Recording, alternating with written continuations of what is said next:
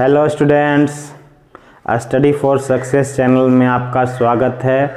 मैं हूँ राजू पांडे। आज मैं आपको ट्रिगोनोमेट्री का पार्ट 3 वीडियो बताने जा रहा हूँ, जिसमें मैं आपको जो है एंगल रेशियो बताऊँगा, त्रिकोणमितीय अनुपात बताऊँगा। तो एंगल रेशियो जो है, टोटल एंगल रेशियो आपको बताऊँगा।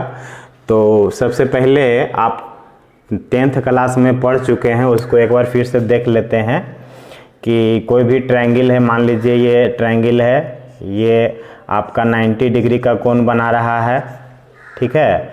तो अगर हम इस कोण को थीटा मानते हैं तो एक चीज़ हमेशा याद रखिएगा इस सूत्र को कि कोण के सामने वाली भुजा जो होती है P होती है।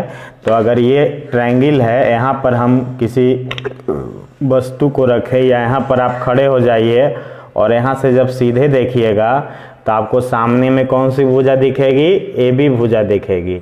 माने कोण के जो सीधी में वाली भुजा है, सामने वाली भुजा है, वो P होती है। P का मतलब क्या हुआ? परपेंडिकुलर। परपेंडिकुलर को हिंदी में बोलते हैं लंब, इसको P से इंडिकेट करते हैं। फिर जो है आपको ध्यान देना है, यहाँ कोण के नीचे वाली भुजा B होती है। तो इसी कोण के नीचे वाली भुजा जो है वो कौन सी भुजा है? तो BC है। BC को हम B से इंडिकेट करते हैं। तो B है क्या? B जो है उसको हम लोग बेस बोलते हैं, हिंदी में आधार बोलते हैं।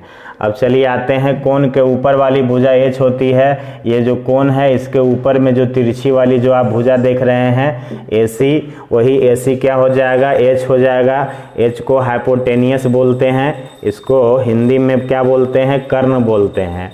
आप पाइथागोरस प्रमेय भी पढ़ चुके हैं। पाइथागोरस प्रमेय क्लास 10 में पढ़ना था। h² बराबर p² प्लस b² होता है, जहाँ h का मतलब कर्ण हुआ, p का मतलब लंब हुआ, b मतलब आधार हुआ। हम स्क्वायर को जब इधर हटाते हैं तो इधर क्या हो जाएगा? Under root. अब इसी से हम क्या करते हैं कि p² को b² को प्लस को इधर भेज देते हैं, तो h² की तरफ ये माइनस में आ जाता है। और जब स्क्वायर को हटाते हैं तो फिर से क्या होता है? ये अंडर रूट हो जाता है। तो ये h का वैल्यू हो गया, ये p का सूत्र निकल गया। इसी तरह से जब b² को रखेंगे तो p को उधर करेंगे, p माइनस में हो जाएगा, b हटाएंगे स्क्वायर को अंडर रूट में हो जाएगा, h² माइनस क्या हो जाएगा? p²। तो आपको ये सूत्र भी क्या करना है? याद रखना होगा। फिर आते हैं कुल मिलाकर करके 6 जो होते हैं त्रिकोणमितीय अनुपात होते हैं। पहला त्रिकोणमितीय अनुपात को हम लोग बोलते हैं साइन थीटा। इसको जो है हम लोग साइन थीटा से इंडिकेट करते हैं। इसका जो सूत्र होता है वो P/H होता है। यहाँ P का मतलब परपेंडिकुलर हो गया, H का मतलब हाइपोटेनियस हो गया। अच्छा, कोसाइन थीटा हो गया, इसको हम लोग कॉस थीटा बोलते हैं। मतलब यहाँ तक का वैल्यू हम लिए हैं, क्योंकि ये चूँकि लंबा हो जाता है, ये आपका हो गया लैटिन वर्ड में, तो ये ज़्यादा लंबा हो जाने के कारण इसका शॉर्ट फॉर्म यूज करते हैं कॉस थीटा। ये B/H होता है। B मतलब आधार हो गया, H मतलब कर्ण हो गया। आपको देखिए हम यहाँ लिख देते हैं, ये आपका हो गया आधार है, ये आपका कर्ण है, और ये आपका क्या हो गया? लंब है।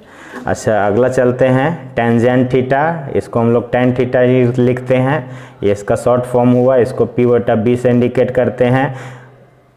कॉस टेंजेंट थीटा, इसको कॉट थीटा बोलते हैं, B/P से इंडिकेट करते हैं इसको। सेकेंड थीटा जो हो गया उसको सेक थीटा बोलते हैं, H/B हो जाएगा। और कॉस सेकेंड थीटा जो है उसको हम लोग कॉसेक थीटा बोलते हैं, H/P हो गया। अगर आप ध्यान से देखोगे तो साइन थीटा जो है वो कॉसेक थीटा का जो है अपोजिट है। यहाँ देखिए P/H है, और यहाँ देखिए H/ क्या है? P है। अच्छा, कॉस थीटा जो है वो किसका अपोजिट में आ जाएगा? सेक थीटा का।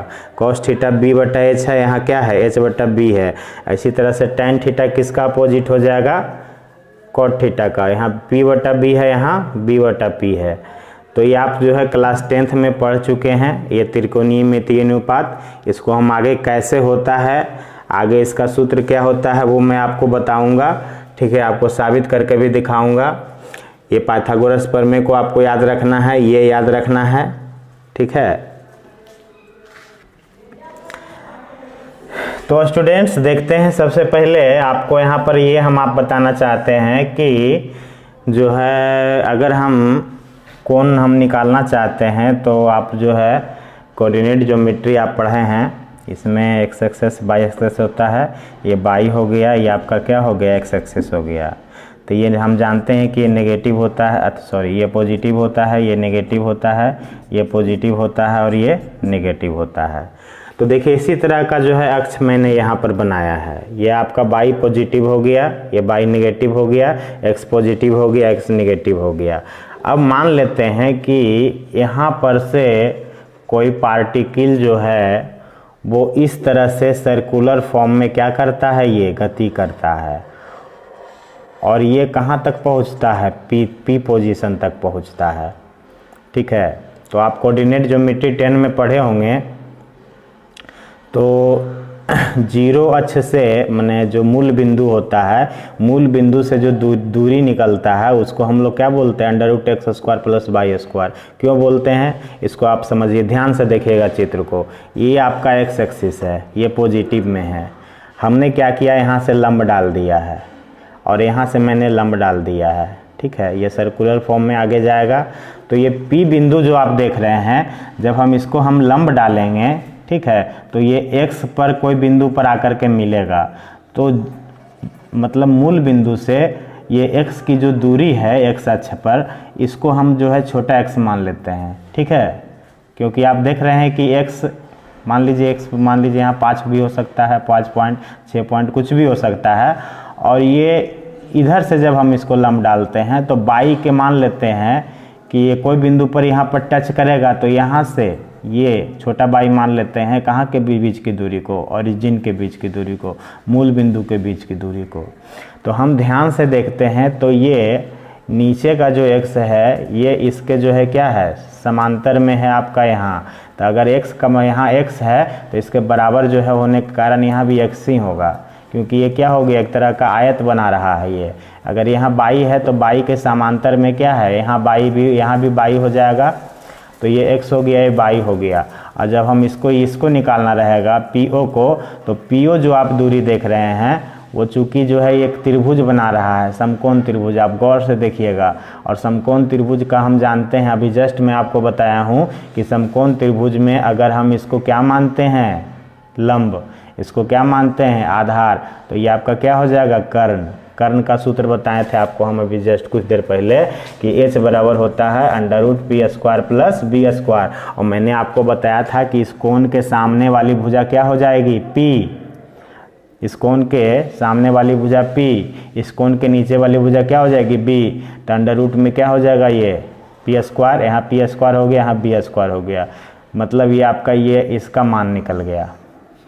ठीक है, अब हम अगर थीटा पर हम निकाल रहे हैं, इस कोण को हम अगर थीटा मान लें, ये वाला कोण को, तो ये थीटा वाला जो कोण है, तो ये कोण जो है वो कौन सा मतलब पाद में जाएगा, कौन सा क्वाड्रेंट में जाएगा। तो आप देख लीजिए कि इसमें कितने क्वाड्रेंट है, 4 क्वाड्रेंट होते हैं। इसको हम लोग फर्स्ट क्वाड्रेंट बोलते हैं, इसको हम लोग बोलते हैं सेकेंड क्वाड्रेंट, ये आपका हो गया थर्ड क्वाड्रेंट, ये आपका हो गया फोर्थ क्वाड्रेंट। अब हम जानते हैं, ध्यान से देखते हैं कि हमको निकालना है साइन थीटा का मान। हम अभी आपको जस्ट सूत्र बताएं, साइन थीटा बराबर क्या होता है, तो साइन थीटा बराबर होता है P/H। तो आपको यहाँ से आपको अगर निकालने में दिक्कत हो रहा है तो आप यहाँ पर लिख लीजिए। देखिए इस त्रिभुज को मैंने क्या किया है, इसी त्रिभुज को उठा के अलग से लिख लिया है ताकि आपको समझने में आसानी हो। ये आपका ये कोण है, तो कोण के सामने वाली भुजा, यानी कोण के सामने वाली भुजा क्या होती है, P, तो P का मान क्या हो जाएगा, 22। अच्छा, कोण के नीचे वाली भुजा B होती है, B का मान क्या हो जाएगा, x हो जाएगा। अच्छा, कोण के ऊपर वाली भुजा H होती है, तो H का मान क्या हो जाएगा, R हो जाएगा। कोई दिक्कत। अब इसी वैल्यू को हम यहाँ पर पुट करते हैं, तो हम देखते हैं कि साइन थीटा बराबर P/H है, तो P का मान क्या है, P का मान जो है 22 है, H का मान कितना है, तो H का मान R है, तो ये 22/R है। हम देख रहे हैं कि ये दोनों क्या है, पॉजिटिव में आया है, माने साइन थीटा का मान जो है P/H जो है पॉजिटिव में आवेगा। अब हम देख रहे हैं कॉस थीटा। cos थीटा बराबर क्या होता है, तो b बटे h होता है। हम यहाँ से देखते हैं b का मान कितना है, तो x है। h का मान देखते हैं, इसका मान कितना है, तो r है, यहाँ लिख दिए। अब यहाँ tan थीटा बराबर सूत्र बताए थे p बटा b होता है। p का मान कितना है, 22 है। अच्छा, b का मान कितना है, x है। इसी तरह से cosec थीटा 8 बटा क्या हो जाएगा, p हो जाएगा, माने साइन का अपोजिट हो जाता है ये, तो इसका क्या हो जाएगा, r बटे 22 हो जाएगा। cos का उल्टा क्या होता है, sec होता है। तो cos थीटा बराबर सूत्र क्या बताए थे, h बटा b, माने यहाँ h बटा b बटा h है, तो यहाँ h बटा b हो जाएगा। तो इसका r बटा क्या हो जाएगा, x। tan थीटा का मान क्या होगा, तो इसका अपोजिट tan का cot जो है tan का अपोजिट होगा, p बटा b है, तो यहाँ क्या हो जाएगा, b बटा p। अब इसको अपोजिट करेंगे तो यहाँ x हो जाएगा, यहाँ y हो जाएगा। माने b का मान यहाँ से भी देख सकते हैं, b का मान कितना है, x है, और p का मान क्या है, 22 है। तो हम देख रहे हैं ना कि टोटल पॉजिटिव में ही आंसर आ रहा है, टोटल आंसर क्या आ रहा है, पॉजिटिव में आंसर आ रहा है, इसमें कोई दिक्कत नहीं। ठीक है, अब हम देखते हैं कि अगर हमको ये हो गया आपका थीटा के लिए, मैंने जो निकाला है फर्स्ट क्वाड्रेंट में दो चीज़ संभव है। एक तो आप थीटा के लिए निकाल सकते हैं और एक निकाल सकते हैं क्या, 90 माइनस थीटा के लिए। तो थीटा के लिए आपको जो होता है मैं आपको बना के दिखा दिया हूँ, अब मैं आपको बता रहा हूँ 90 माइनस थीटा के लिए। तो 90 माइनस थीटा के लिए कैसे निकालेंगे, तो देखिए हम यहाँ इसी सूत्र में, इसी चित्र में देखना है कि ये जो लंब है, ये पूरा जो एक रेखा होती है, दोनों एक्सिस एक दूसरे पर क्या होती है, लंबवत होती है। तो ये पूरा का पूरा क्या है, 90 डिग्री है। और इसमें हमने थीटा कोण क्या माना था, इसको थीटा माना था। तो ये बीच वाला जो कोण बच गया, आप ध्यान दीजिएगा, बीच वाला जो कोण बच गया, तो पूरा 90 में अगर हम थीटा घटा दें तो 90 माइनस थीटा ये निकल जाएगा, ये वाला। हम इसको क्या करेंगे, हम इधर लिखेंगे, हम यहाँ पर चित्र बना लेंगे, जैसे है उसी तरह से बना लेंगे। इस तरह से आपका चित्र बनेगा। हम आपको चित्र बना दिए हैं, यहाँ पर हम ओ लिखते हैं, हम यहाँ क्या करते हैं, एम लिख देते हैं, यहाँ एन लिख देते हैं, ताकि आपको समझने में थोड़ा आसानी हो। तो हम यहाँ पर एन लिख दिए, ठीक है। अब हम क्या करते हैं कि ये एन हो गया, ठीक है, यहाँ एन हो गया। यहाँ जो x था ना, यहाँ पर m लिख दीजिएगा ताकि आपको समझने में आसानी हो। तो ये आपका n हो गया, इधर आपका क्या हो गया, p हो गया, यहाँ पर आपका क्या हो गया, o हो गया। तो ये वाला जो कोण है, ये वाला जो कोण है वो 90 माइनस थीटा है। 90 माइनस थीटा, आप ध्यान दीजिएगा, इसको समझिएगा। 90 माइनस थीटा में प्लस थीटा जोड़ दीजिएगा ना, तो टोटल 90 आ जाएगा। आप करके देख सकते हैं। 90 माइनस थीटा यानी ये वाला कोण, ये वाला, इधर क्या है, प्लस थीटा, इसको जोड़ देते हैं तो कैंसिल होकर कितना आता है, 90 डिग्री। टोटल कोण कितना है, 90 डिग्री। ठीक है, तो ये आपका तो आर है ही, ये वाला कोण थीटा है, और 90 माइनस थीटा क्या है, ये बीच वाला कोण है। तो इसी 90 माइनस थीटा माने हैं। अब हम मान देखते हैं, तो n और o का मान 22 है, n o का मान कितना है, 22 है। और हम यहाँ देखते हैं कि n p का मान कितना है, x है, ऊपर में मान क्या है, x है। और देखते हैं कि ये जो OP है, ठीक है,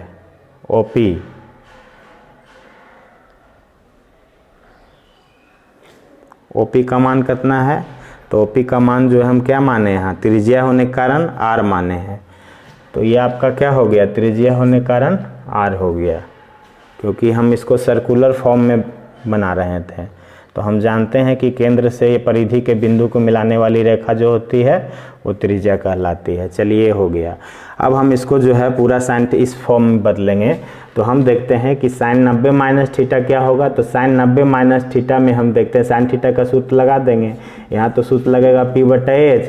अब p का मान जो है यहाँ पर क्या होगा, तो यहाँ पर ध्यान देंगे कि p का मान क्या होगा। तो हम क्या करते हैं, यहाँ पर लिख लेते हैं p का मान। यहाँ पर p का मान क्या होगा, तो इस कोण ये है, तो इस कोण के सामने वाली भुजा p होगी, ये x हो जाएगी। अच्छा, इस कोण के, अगर ये कोण है तो कोण के नीचे वाली भुजा क्या हो जाएगी, b। तो b का मान क्या हो जाएगा, 22। h का मान क्या हो जाएगा, तो ये कोण है, तो इसके ऊपर वाली जो भुजा है वो आपका r हो जाएगी, h। तो हम देखते हैं कि साइन थीटा जो है, साइन 90 माइनस थीटा, वो p बटे h है। इसके हिसाब से अगर p बैठाते हैं तो यहाँ x आता है, और यहाँ क्या आता है आपका, h में क्या आता है, आर आता है। अब एक्स बटे आर जो है इस एंगल में अगर हमको लाना हो साइन थीटा वाला एंगल में, तो एक्स बटे आर कहाँ आ रहा है, तो हम इसमें ढूंढते हैं एक्स बटे आर कहाँ है। देखिए एक्स बटे आर कहाँ है, एक्स बटे आर का मान क्या है, यहाँ कॉस थीटा है, ध्यान से देखिएगा। तो ये आपका मान क्या हो जाएगा, कॉस थीटा, माने साइन 90 माइनस थीटा का मान कितना होगा, अगर थीटा में निकालेंगे तो 90 माइनस थीटा में है दिया हुआ, थीटा में निकालना है तो कॉस थीटा हो जाएगा। 10 क्लास में आप पढ़े थे, लेकिन कैसे होता है ये नहीं पढ़े थे। अब हम यहाँ देखते हैं कॉस में, तो कॉस में यहाँ पर इस चित्र से देखिएगा, कॉस 90 माइनस थीटा है, तो कॉस 90 माइनस थीटा बराबर सूत्र क्या होता है, तो सूत्र तो वही होगा बी बटे एच, लेकिन बी हमको देखना है, बी कितना है, बाई है, एच कितना है, आर है। अब बाई बटे आर को हमको इसमें ढूंढना है कहाँ है, तो बाई बटे आर देखिए साइन वाला मान में है, देख रहे हैं, तो यहाँ पर आपका क्या हो जाएगा साइन थीटा, माने कॉस 90 माइनस थीटा बराबर साइन थीटा हो गया। टेन 90 माइनस थीटा पी बटा बी हो गया। यहाँ सूत्र में देखिए पी का मान कितना है, एक्स है, बी का मान कितना है, बाई है, एक्स बटे बाई, देखिए इसमें एक्स बटे बाई कहाँ पर आ रहा है, तो हम देख रहे हैं कि एक्स बटे बाई, तो एक्स बटे बाई देखिए कहाँ आ रहा है, क्या मान आ रहा है, कॉट थीटा आ रहा है, इसका मतलब इसका मान क्या होगा, कॉट थीटा होगा। इसी तरह से कॉसेक थीटा बराबर क्या होता है, एच बटा पी होगा। अब एच बटा पी होगा, एच का मान देख लेते हैं आर है, पी का मान देख लेते हैं क्या है, एक्स है, आर बटा एक्स किस में आ रहा है, तो हम देख लेते हैं आर बटा एक्स जो है सेक में आ रहा है, इसका मतलब इसका मान क्या हो जाएगा, सेक थीटा हो जाएगा। सेक 90 माइनस थीटा क्या होता है, एच बटा बी होगा। अब एच बटा बी यहाँ से देखेंगे, एच बटा बी, एच का मान कितना है तो आर है, बी का मान कितना है तो बाई है, आर बटे बाई, तो यहाँ से देखेंगे आर बटे बाई कहाँ आ रहा है, तो आर बटे बाई यहाँ कॉसेक में आ रहा है, तो इसका मान क्या हो जाएगा कॉसेक थीटा। इसी तरह से कॉट थीटा का मान जो है वो आपका हो जाएगा बी बटा पी, बी का मान हम देख लेते हैं बाई, पी का मान कितना होगा, पी का मान आपका एक्स है, बाई बटा एक्स, बाई बटा एक्स देखते हैं कहाँ आ रहा है, यहाँ देखिए बाई बटा एक्स टेन में आ रहा है, इसका मतलब क्या हुआ टेन थीटा, मतलब 90 डिग्री माइनस में अगर रहे तो वो फर्स्ट क्वाड्रेंट में ही आता है, और सिर्फ थीटा में रहे तो भी आपको फर्स्ट क्वाड्रेंट में आता है। तो आप याद रखिएगा थीटा के लिए और 90 माइनस थीटा के लिए, थीटा के लिए तो डायरेक्ट यही सूत्र होगा, लेकिन अगर 90 माइनस थीटा है तो उसको आपको थीटा को माइनस में थीटा है तो उसको थीटा में बदलना होगा, तब आप मान निकालना होगा। तो ये सूत्र जो है कैसे बना वो आपको बताया हूँ, आगे आपको बता रहा हूँ फिर।